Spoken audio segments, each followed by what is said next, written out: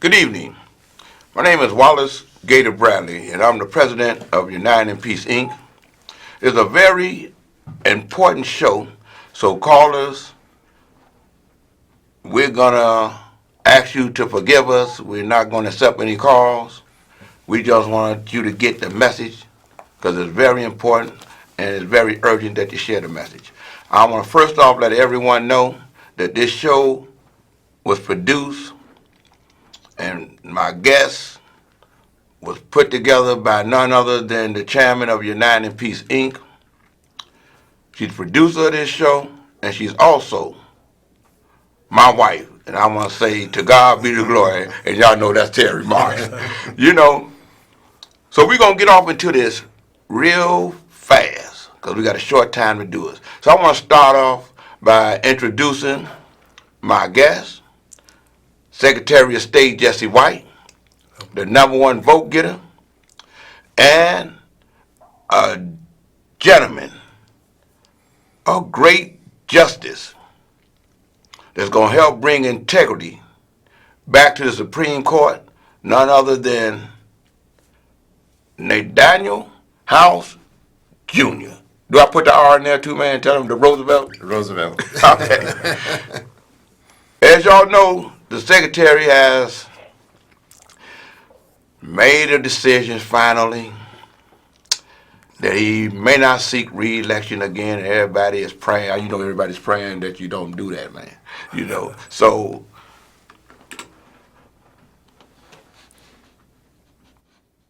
here you go. The headline is reading, Secretary of State Jesse White won't seek re-election. So we're going to kick it off right from there, Secretary. Well, I've had the great pleasure of serving the people of the state of Illinois for 16 years as a lawmaker, and then 6 years as the Cook County Recorder of Deeds, 21 years as Secretary of State, 8 years of professional baseball, 10 years in the military, 33 years as a teacher, and 59 years as coach and founder of the Jesse White Tubman team, and yet I'm not 150 years of age. But I also believe that you should do something good for someone every day. Now with regard to the statement I made down in Springfield, I was letting my parishioners know that this is my last tour of duty. Someone said, well, you said that before. Well, I was drafted this time by the unions, and I assured them that this would be my last tour of duty. And I just want you to know that I believe that when you take on a job, you take on a responsibility that goes with it. And I believe that I've done my due diligence. I've done it in a manner in which the people can be proud. And so I will still be remaining involved in the political arena, but I do want to come to this television show tonight to be with my friend Nathaniel Howse, a gentleman whom I've known for a long period of time.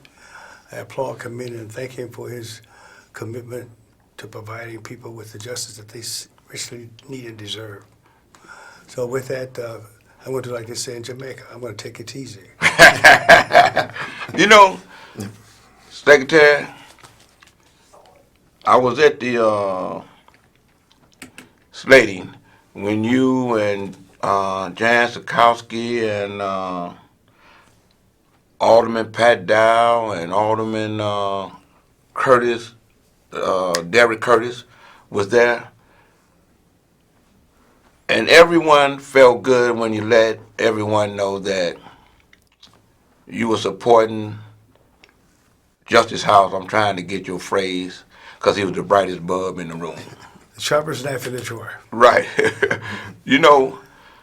Nate, I was at the slating,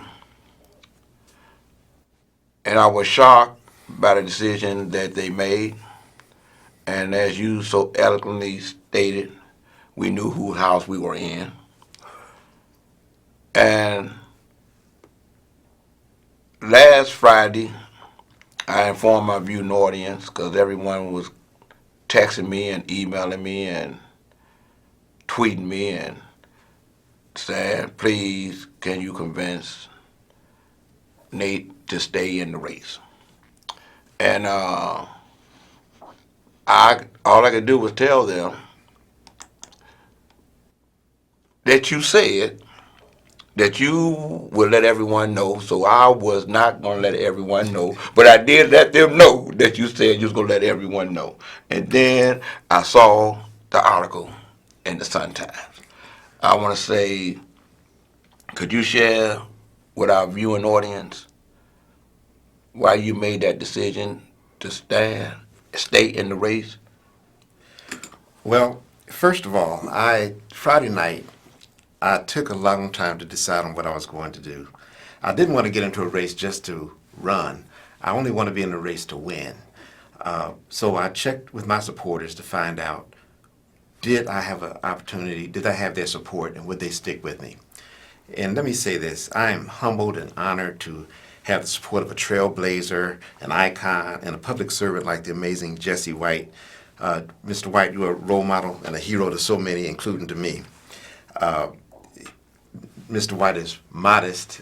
He doesn't tell people that for the last 4 elections he ran statewide for Secretary of State and won all 102 counties in each election. Each which election. is Man, amazing. Republican counties and everything. Republicans downstate everywhere, North Kentucky. But let me say this: once I called around supporters, and when I found out that Mr. White told me he was going to be with me, that clinched the deal for me, and I knew that I had the support I needed to win this race, and so I decided to continue. That's what took place. And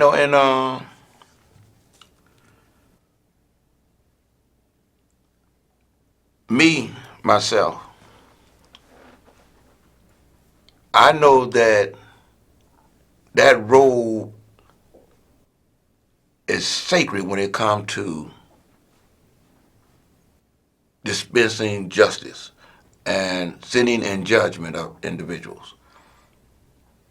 So, could you expand well, you know what I'm trying to say. I'm just a urban translator. The Supreme Court is a very important position. One of the most important duties of the Supreme Court is to protect the civil rights of every individual. And you get many important cases there that have to be decided, and you want an individual there who has integrity, and not only that, but also has perspective of the people who come before him. And many times when people's civil rights are being challenged, many times it's the disadvantaged who are being challenged. Right. So you got to have an ear and a sensitivity to listen to the underdog and the problems that they have. And I believe that I have that sensitivity. And people say, well, you're on the appellate court. How can you be sensitive to the low man and underdog? Well, that's because I was born an underdog. I was not born on the appellate court. I was born in Tennessee. Right. And where we attended. A lot of racism. Absolutely. Legal racism. Right. Because the schools were legally segregated, and we had Jim Crow laws. I remember going to the movie theater as a child, and we had to sit in the balcony. We couldn't sit on the front on the first floor because it was illegal for us to do that. They allowed us to be put upstairs in the balcony. So I know what it meant to be an underdog. I'm sensitive to that. And what happened was that as time went on, my parents wanted a better life for themselves and for us. My dad had a master's degree, but the best job he could get was night shift, at a bomb factory, no less. Right. And so they came to Chicago. We became part of the Great Migration. And when we got here, my mom worked as a teacher. My dad worked for the post office, and then he worked for the city, and he decided he wanted to be a lawyer. So he went to school at night, and many times he would leave home in the morning, 7, 8 o'clock, and get home late and study to midnight. And on the weekends, my brother and I would be sitting across the table in the kitchen doing our homework.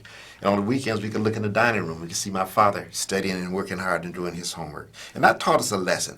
It taught us if you work as hard as you can make something. And we learned also that fighting up from the underdog status can be tough, but it's very rewarding. And we learned that never give up. Right. Keep fighting and never give up. And I went to Harlan High School once we got to Chicago, and I had a track coach named Gerald Richards, who's late Gerald Richards is now gone, but he always had a saying, a winner never quits and a quitter never wins. Right. And I remember that. Right. And I'm not going to quit this race. Well, I'm going to win this race. I'm glad you didn't, because I also said during the slating session, And one of the things that everyone was asking the question about was, how is it that a guy that's sitting on the bench of the Supreme Court, okay, could run and his integrity was in question because it was found out, when you get into these campaigns, it get that way. Sometimes you don't mean for it to be dirty, but candidates have to be vetted. Here's the individual, Mr. Neville's. I can say this because I was seeing it from another perspective. I understand the importance of the seat remaining African American because of diversity. But you can't have an individual in that seat that has a cloud over his head. And what I mean, the story was all over the news, and it's going to come out because you got another guy, Shelley Harris, that when he got up, he felt that it shouldn't be an African American on the Supreme Court. You know what I mean? So when he see that the Cook County Democratic Party sided with this guy Neville, and he has this crowd over his head, all he saw was commercials that's going to be created out of the news. And what I mean by that, it was discovered that Justice Neville was receiving tax exemption. Is that the correct word? Homeowners exemption. Homeowners exemption. Thank you, Justice. Homeowners exemption in the name of his deceased mother. Now, by law, if an individual who's receiving homeowners exemption, if they die, that doesn't roll over to the next family member or the next. Am I correct? You're a homeowner. I have an apartment. So could you explain that? In order to be eligible for a homeowner's exemption, the owner must be a resident of the premise as of January 1st of the tax year. And of course, if a person is deceased, they're not eligible for a homeowner's exemption. Right. So, that goes to, common sense. But ultimately, when it comes to who should be on the Supreme Court and whether their integrity is up to snuff, it's going to be decided by the voters of Cook County. Correct. But I think the people are fed up with politicians who get special breaks and perks. Correct. That come at the expense of everybody else. When Correct. a person doesn't pay their fair share, the burden falls on everybody else. Correct. And I think people are fed up with that, and I think integrity is something that really matters to people. And that's why I'm running for the race, running for the office. You're alluding to the fact that Justice Charles Freeman, who was the first and only Right. African American ever elected to the Supreme Court, he retired last year and put an interim replacement in, Right. Mr. Justice Neville, and that seat is up for election. Correct. And I believe that the best candidate is going to win that election. Yeah, I believe the best candidate is you. I'm biased, but then I'm not the judge, so you can't knock me off the bench. Absolutely. Because I hear this talk and this chatter about, well, there's more than one black in the race, and therefore you're putting things in jeopardy. Mm-hmm. I dispute that. First of all, it's shown by the repeated elections of Mr. White, Jesse White, all over the state, and even by the first, for example, the first election of President Preckwinkle to the county board. Mm-hmm. If you look at President Preckwinkle's record, she was running against an incumbent, Todd Stroger, Right. and she also was running against another very popular politician, Dorothy Brown. Correct. And so you had Dorothy Brown, Preckwinkle, and Stroger running in the race against one Irishman, Terry O'Brien. Correct. And if you follow the theory that people are espousing now, it'd be a landslide for Terry O'Brien, but that's Right, not the that did case. it, right. The best candidate won. I think that's what's going to happen here. That's the same thing that happened in the race for mayor as well. Absolutely. There are 14 candidates. Well, I believe it wound up being 14, and 6 of them were African Americans. The top 2 finishers were African Americans. I'm convinced that the voters of Cook County do not strictly vote along racial lines. They're looking for the best candidates for these important offices, and that's why I'm running. I'm glad you're running. I'm glad that you straighten that out. And you're correct. You have people trying to put it out there like you splitting the African American vote. But I believe that the voters in Cook County are going to make the determination based off of what's right. Everybody wants fairness. They want elected officials, especially judges, to be of the highest ethical standard. Last election, the Cook County Democratic Party made it their decision to get rid of a judge. You follow what I'm saying? Because that judge wasn't ethical. They made sure that judge didn't get retained. You know what I mean? So, voters, I'm asking you to please come out and elect Justice Howse to the Illinois Supreme Court, not just because he's African American, but because he have high integrity, okay? And besides, he didn't create the situation that Neville's found himself in, and we all were shocked that he was in that situation. He did that to himself. You know, this election is very, very, very important because not only is it the Illinois Supreme Court election, it's the presidential election. You know what I mean? So, Secretary, you have anything that you would like to add to this? Yeah, I think that whenever individuals are running for the various offices, whether it be citywide, countywide, statewide, you have to spend time looking at their resume, making That's right. sure that they are well qualified and have a commitment to duty. And Mr. Nathaniel Howse and I are good friends. I've known him for a long period of time, and I believe that not only will he take on a job, but he'll take on the responsibility that goes with it. And so I put my lot with him because I believe in him, and the people of the county of Cook will benefit tremendously from having him represent us in the Supreme Court. You know, I'm glad, Secretary, you know, you written letters to the committeemen and let them know how you feel. I never forget we was in Springfield. We went down where they had a celebration for you. And you let Justice Neville know where you stand. You know, one behind his back. You shared that conversation with him personally. And pretty much let him know that the only problem you saw with him running was that he had a house problem.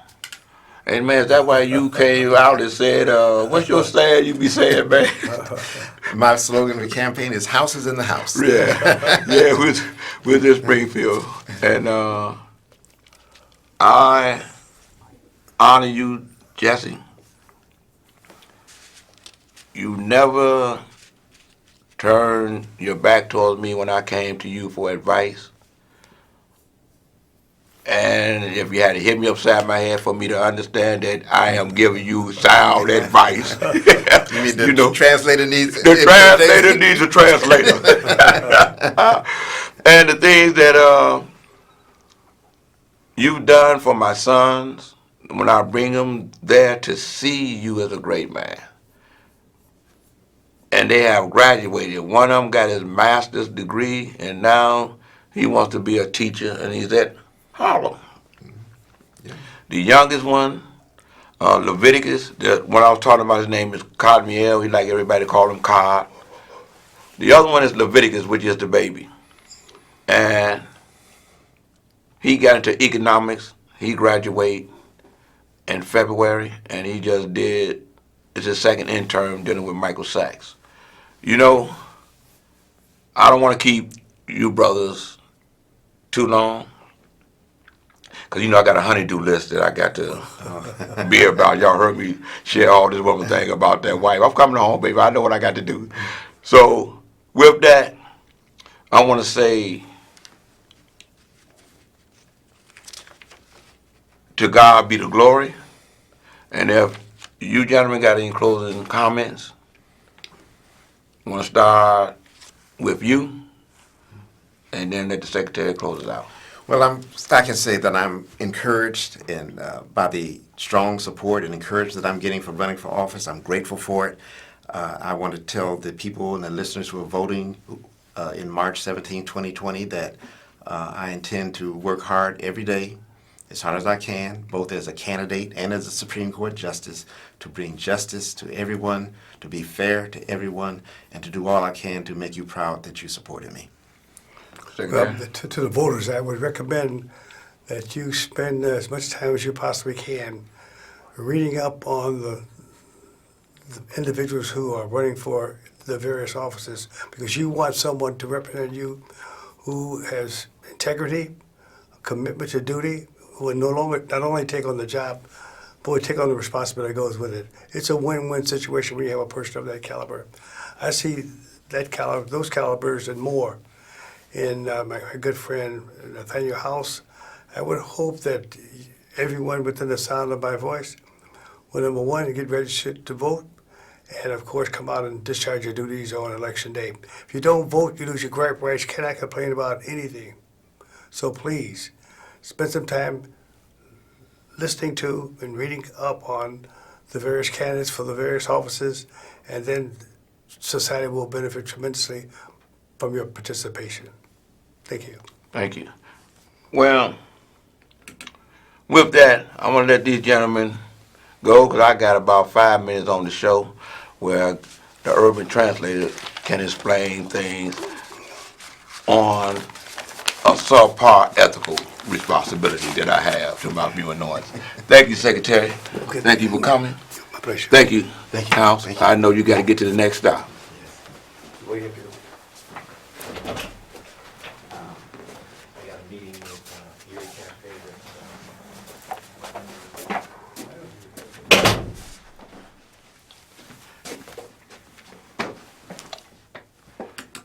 Well, I thank God for allowing me to have those two great men to come in and explain why it takes all of us to do our civic duty, to help elect another African American by the grace of God to the Illinois Supreme Court, thereby having diversity on that Supreme Court. But make no mistake, Neville is not the one. Okay, check for yourself. You see the stories. Use your common sense. You can't have. I'm gonna say this. When the news media brought it to his attention about what happened, and I think it was Miss Ahern, Channel 5 News. She was specific. She said, your mother had died in 91, and someone was getting home exemption, whatever it is, in her name in 98. From 98 to 2019. And she let it be known that Neville's had quick deed the property, the home in Brownsville. His name is on the deed. From 2004 to 2019. And he said he wasn't aware of the situation. So my question is this to you homeowners. I'm a renter. You homeowners, when you get that piece of paper in the mail every January, and it has your name on it, and it says, I'm sure, if the individual is getting an exemption on that property. And I'm being humble in what I'm saying.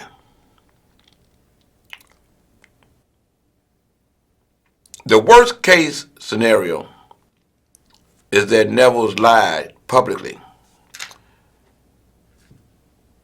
during the slating session,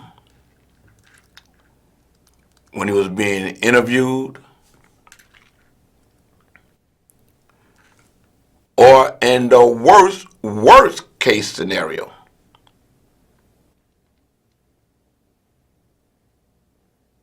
he gave the impression to me that possibly he couldn't read because at the end of the day, when they brought it to him from the assessor's office that he was responsible for the monies that was given back to the individual that owned the property because of the homeowner's tax exemption or whatever that is, he accepted the responsibility because he said he's going to pay the money back. But he would give one impression that evidently he couldn't read because he had to see his mother's name on the document as being the person that ended up getting the exemption.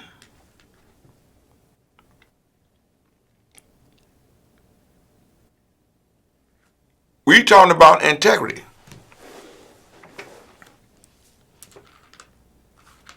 A person that goes into the court as a defendant and he has an attorney.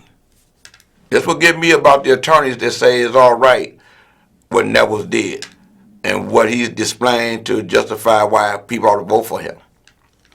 When they go in that courtroom and they have their client who is a defendant, and they feel that there's an inference of impropriety or bias, an inference, not that it exists, an inference. They have a right by law to say they don't want that judge to sit in judgment over their client. Integrity and ethical responsibility is key for a judge. If this has been going on for 15 years, I believe within that 15 years, Neville was an attorney. He was either the chairman or the president of the Cook County Bar Association. He was a circuit court judge. He was an appellate court judge. And now he's an interim Supreme Court judge. That's a serious cloud. And then to be representing the diversity on his, with the other Supreme Court justices, because he's African American.